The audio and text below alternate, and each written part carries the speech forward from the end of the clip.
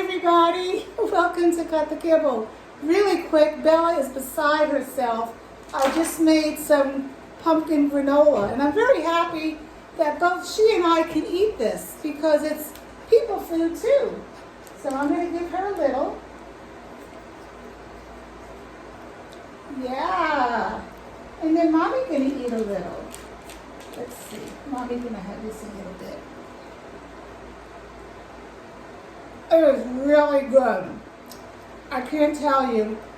I don't have a video for it, but I'm going to post the recipe on my Instagram. So stay tuned.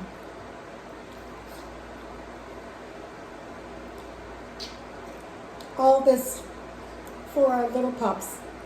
Bye-bye.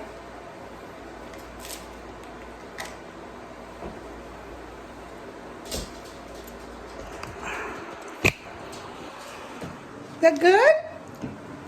Go to the floor.